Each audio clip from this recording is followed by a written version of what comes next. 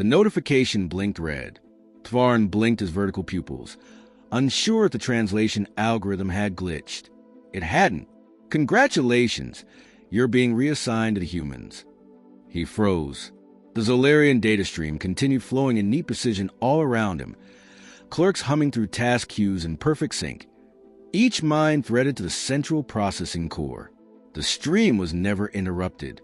Orders flowed, requests were filed, deployments routed, casualties logged, everything precise. But nothing was precise about the humans. Tvarin reread the message. He leaned away from the console and turned to Officer Jelrix, seated in the next processing bay. I've been reassigned. Human Expeditionary Unit 12 Delta. Jelrix paused mid-task. His ocular membranes flickered in alarm. 12 Delta? I thought they disbanded after Varnak Prime. They didn't, apparently. Tvarn's tone was flat. Jelrix lowered his voice. You'll need psychological dampeners. I'm Zolarian. I don't require emotional compensation. You will, Jelrix said, returning to his task, but with a fraction less precision. Tvarin downloaded the official file. It was mostly redacted. Mission success rate, 97%. Collateral damage, off chart. Human casualties, low. Non-human trauma reports, extensive. The only annotation he could access was a single comment flagged by High Command. Exposure to human behavioral patterns may cause permanent adaptation. Proceed with caution. He submitted acknowledgement with mechanical obedience and scheduled departure for Cycle 942, Departure Bay 12. No salutes, no farewells. On the transport vessel, he sat alone. There were murmurs among the other passengers, low species, logistics assistants, drone techs. Tvarn's presence was noted only for the patch on his uniform, 12 Delta. The whisper spread like coolant in vacuum. He's going to them. Poor soul. A Luraxian engineer made the sign of the core flame and looked away. Tvarin ignored it. He accessed human behavior files. Thousands of reports. None conclusive. Every unit operated differently. Protocols were treated as suggestions. Emotional spikes were consistent across every engagement. Empathy mixed with savagery. Unity laced with insubordination. Efficiency created through chaos. They should have failed, but they didn't. Not once. The most recent file detailed an engagement on Criction 4. 12 Delta was ambushed, outnumbered 30-1. Instead of retreating, they split into smaller cells, set the jungle ablaze, used the smoke as cover, and systematically dismantled the superior force. Their commander issued only one line during the mission: be unpredictable. By the time they extracted the objective, a shattered AI core, they were singing a song about rain and whiskey. Half the lyrics were nonsense. The other half described brutal takedowns in a melodic rhythm. The transport docked. He stepped onto the station, Fort Hades. Human designation. The irony was lost on them. Or perhaps not. No order. No alignment. Music thumped through metal walls. Someone shouted, "Heads up!" before a metal canister flew past and exploded in confetti. Tvarn's jaw clenched. A human approached, short, stocky, missing a hand replaced by a plasma limb. "You the new Zolarian?" he asked. "Yes." "You got a name?" "Tvarn." "Welcome to hell, Tvarn. I'm Briggs, logistics rat." "I know, don't look like it. You'll meet Mara in 10. Briggs didn't wait. He tossed the data slate at Tvarn and walked away humming the same rain and whiskey tune. Inside the slate was one line: "Congratulations, you're packed now. Try not to get shot. We have bad luck with new guys." Tvarn waited in what could only loosely be called a debriefing room. The chairs didn't match. Someone had scribbled, "The void looks back" on the wall. A half-eaten ration bar floated in 0G near the vent. Captain Mara Lynn entered like a storm, tall, scarred, one cybernetic eye glowing blue. Her voice cut through the room. "Tvarn." "Yes." She extended her hand. "Welcome to 12 Delta. You got the death glare down already." He hesitated, shook her hand. She grinned. "Good. You'll fit right in. Briefings at 07. In the meantime, Find Torres. He'll show you your bunk. Don't touch his guitar. Torres found him instead. Mid-30s, lean, tattoos up to his neck. He nodded. You're our alien this cycle. Tvarn said nothing. Torres gestured him toward a corridor painted with symbols. We like art. Helps us cope. You know, death, fire, betrayal. Galactic trauma. Art is inefficient. Spoken like someone who's never been in a foxhole with a harmonica and 10 seconds left to live. Their quarters were dim, chaotic, but functional. Torres handed him a datapad. You're listed as logistics and tactical advisor. Ignore that. Everyone here fights. That is not my protocol. It will be. Tvarn turned to leave. Torres stopped him. Ever lose someone? No. Then you'll learn something out there. Humans don't fight because we want to. We fight because we have to. And when we do, we don't leave each other behind. That night, someone knocked on his door. It was Mara. She held a small black cube. Welcome ritual, she said. Contains fragments from every planet we've served on. Dirt from Lauren, 6. Ash from Cervec. Ice from Titan. Each of us adds something. It's our story. He didn't reach for it. She shrugged. Suit yourself. But when you're ready, you'll know what to add. She left it on his desk and walked away. He stared at the cube. He reviewed the squad's personnel files. They were filled with disciplinary flags, commendations, psychiatric notes, and survival rates that defied statistics. Briggs, twice blown up, still active, suspected of insubordination. Torres, honorable discharge revoked, readmitted after surviving a suicide mission. Marlin, too unpredictable for standard command. Assigned permanent field leadership. Each profile ended with the same phrase. Retains full loyalty to unit. Effectiveness overrides regulation. He shut the file. This was no military unit. This was a pack of survivors. Bound not by command, but by each other. And he had just been thrown into the center of it. He stared at the welcome cube again. There was no logic in it. No strategic value. But it was something. He reached for it. The next morning, the alarm didn't sound. Instead, heavy bass reverberated through the walls. Someone shouted, "If you're not up, you're dead," followed by laughter and something shattering. Tvarn sat up. Torres peeked in, holding a cup of steaming liquid. Coffee. Don't ask what's in it. Drink it. Briefing in 5. They assembled in what humans called a war room, though it resembled a scrapyard meeting hall. Screens flickered. Maps buzzed. Someone had drawn a crude mustache on a planetary diagram. Captain Mara entered and pointed at the holographic display. Ice World. Designation, Volcaris 9. Pre-collapse environment. Scientists left behind. Your job is to get them out before the crust implodes. Tvarn raised a hand. Crust implosion renders the mission timeline unviable. Mara shrugged. Then we improvise. He opened a hollow projection of the surface instability models. There's a 76% probability of... Yup, Mara cut in, and we're going anyway. Welcome to 12 Delta. No one questioned her. They started gearing up. Briggs tossed him a combat vest. Try not to get it ripped in the first 10 minutes. Bad first impression. I am not combat trained. You will be. They moved like a swarm of chaos, prepping, laughing, shouting across the room. Someone played guitar. Another welded something directly onto their arm. Tvarn watched it all, unsure if this was readiness or madness. Torres handed him a weapon. I don't require. It's for you, not us. The team loaded into the dropship. Inside, the atmosphere shifted. No more jokes. No more music.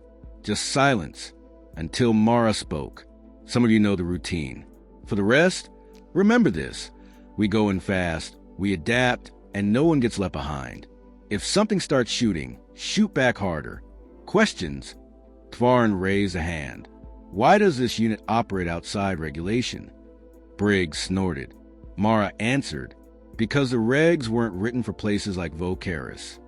He sat in silence the rest of the flight. As they approached the ice planet, wind speeds reached lethal levels. The surface was cracked like broken glass, and atmospheric sensors screamed false readings. The pilot yelled over the comms. "Landing's a no-go. We're dropping." Suddenly the floor opened, and bodies plunged from the sky. Tvarn's harness activated automatically, yanking him through frozen atmosphere. The impact of the surface winded him, but the humans were already moving. Briggs laughed through the storm. "Now that's a wake-up." Tvarn struggled to stay upright as they navigated a shifting ice field. The cold pierced his exosuit. Torres grabbed his arm. "Keep your center low. The ice will read vibration." "Read. It's alive. Didn't they brief you?" Tvarn stared. Torres winked and ran ahead. Inside the ice crevices, heat signatures flickered. Mara signaled a halt. They ducked into a cave of blue light and crystalline silence. "Scientists should be 30 meters down that shaft," she said. Tvarn looked at the narrowing tunnel. "Structural stability is compromised." "So are they?" Briggs and Mara disappeared down the tunnel. No hesitation, just movement. Inside, they found 3 survivors, barely conscious, dehydrated, frostbitten. Tvarn began setting up thermal patches. Briggs tossed one over his shoulder. "We move now. Medical protocol. We'll get them killed. We move now." He watched as 2 humans carried the scientists like family, shielding them with their own bodies. No reward, no command, just instinct. The return route was worse. Cracks opened beneath them, and the wind screamed like a dying beast. An explosion tore through the ridge. Mara swore. "Mets." 2 clicks. Auto sentries from the mining colony. "Targets." Tvarn asked, "Anything warm?" They moved faster, no formation, just instinct. Torres slid across the ice, fired 3 plasma bursts mid-spin, and brought 1 mech crashing down. Briggs vaulted over a fissure, dropping charges behind him. Tvarn struggled to keep pace. His breath shortened. His joints stiffened. A sentry locked onto him. Red laser pulsed. He froze. A blur tackled him to the ground. "Mara." She fired 3 shots and ripped the mech open with her bare hands. "You freeze again, I leave you next time," she said. Then she grinned. "Just kidding. Kind of." Back at the evac point, the pilot screamed into the comms. "We got 90 seconds. Get those frost zombies on board, or we're dead." Tvarn helped drag one of the scientists inside. The man coughed, grabbed his hand. "Are they human?" "No," Tvarn said. "Something worse." The ship took off as the ground collapsed beneath it. Ice ruptured, swallowed everything behind them. They broke atmosphere just as the thermal readings flatlined. Inside the ship, the mood shifted again. Laughter returned. Someone offered Tvarn a hot pouch. "Spicy stew. Made it myself. Possibly toxic. I don't consume foreign proteins." Briggs slurped his. "That's a shame." The scientists were stable. The crew was exhausted. And yet, someone started singing again. The same absurd song. Tvarn sat in silence. Mara slumped beside him. "You did good out there," she said. "I hesitated." "You learned." He paused. "You treat each other like kin." She nodded. "We're a pack. It's the only way we survive." He looked around. Dirty boots, missing fingers, burnt armor, but their eyes were alive. Tvarn had seen hundreds of units return from missions. Worn, empty, broken. But these humans, they came back more alive. How? Mara leaned back and smiled. "Simple. We don't follow the rules. We follow each other." He thought of the ice collapsing behind them, the impossible odds, the way they adapted without hesitation. He stared down at his hands. For the first time in his life, he realized he didn't understand what survival really meant. Not until now. The ship shuddered as it dropped into orbit. No fanfare, no relief. Just the hum of machinery and the heavy breathing of those on board. Mara tapped Tvarn's shoulder. "We're not done yet." He frowned. "I was told extraction was the mission." "Extraction is the mission, but surviving is the war." She led him to a small briefing room, cluttered with maps, half-eaten food, and weapons scattered like debris. A single monitor flickered with a live feed from a nearby system. "Meet the Terrans," she said, pointing at a cluster of ships moving through hostile space. Tvarn watched the ships maneuver, dodging mines and interceptors with reckless grace. The pilots on comms were joking, cursing, and laughing as if it were a game. "They don't take it seriously," he remarked. Mara shook her head. "They take us seriously. They know the risks. But the rules? They rewrite them on the fly." A comm alert interrupted. Briggs' voice crackled through. Incoming message from command. Mara flipped the monitor. A holographic figure appeared, a stern-faced officer with flawless posture. "Unit 12 Delta," the officer intoned. "Your actions on Volcaris 9 have drawn attention. Intelligence reports suggest your unit operates with unorthodox tactics and disregard for protocol. You are ordered to cease unauthorized operations immediately." Briggs laughed. "Protocol can go to hell." The officer's image stiffened. Disobedience will not be tolerated. Mara met Tvarn's eyes. "They don't understand. They think rules keep order. But order can be chaos if the rules don't fit the fight." Tvarn studied her. "Then what keeps your unit together?" "The pack," she said simply. "Trust, loyalty, the unspoken promise that no one is left behind." Suddenly, alarms blared. The ship lurched violently. "Hostile interceptors!" shouted the pilot. The crew scrambled. Tvarn grabbed his gear, heart pounding. Outside, space erupted into chaos. Lasers streaked, explosions bloomed. Tvarn's training kicked in, analyzing trajectories, anticipating moves. Yet the human crew fought with raw instinct, ignoring tactics and adapting on the fly. Torres yelled, "Flank left," suppressive fire. Briggs rammed his plasma cannon forward, firing blindly but effectively. Tvarn realized something critical. The humans didn't calculate odds, they forced outcomes. Their unpredictability shattered enemy patterns. A missile tracked the ship's hull. Mara dove, grabbing Tvarn and throwing him to the deck just before the blast rocked the vessel. Smoke filled the cabin. Communications flickered. "Damage report." Mara barked. Briggs' voice was steady. "Shields at 30%. Engines stable but compromised. Prepare for emergency landing on Nebula Station." Mara ordered. Tvarn felt something else. Fear? No. Something foreign. Respect. Admiration. The ship groaned through atmosphere, bouncing against the station's docking bay. They barely made it. As systems powered down, Mara turned to Tvarn. "You've seen what we do." He nodded. "And survived."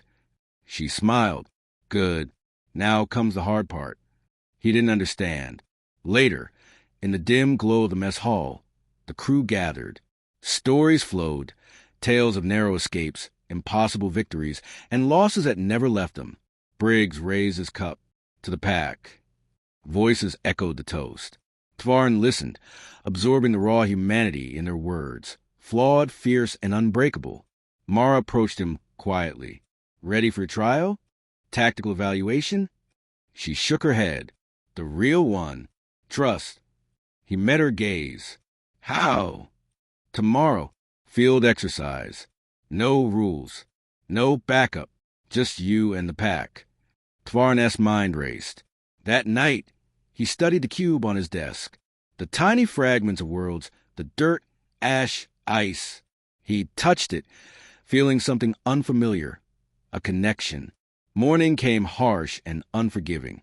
The team deployed onto a bare moon scarred by war. "Find the extraction point," Mara said. "You're leading." Tvarn swallowed. Leadership was uncharted territory. The squad moved fast. Brusque orders, shouted warnings. Tvarn tried to keep up, issuing commands he wasn't sure anyone would follow. They encountered resistance almost immediately. Small groups of hostiles, remnants of a long-forgotten rebellion. Tvarn froze under fire once. Mara barked, "Focus. Use your head." He adapted, recalling human unpredictability. Instead of a direct approach, he feinted, then circled, disrupting enemy formation. The squad followed, matching his rhythm. They reached a narrow canyon. Suddenly, an ambush. Gunfire erupted from hidden positions. Tvarn dug behind cover, heart pounding. Torres shouted. Left flank down. Need support. Tvarn moved without thinking, firing bursts from his weapon, covering Torres' retreat. Mara appeared beside him, sidearm blazing. The squad regrouped and pushed forward.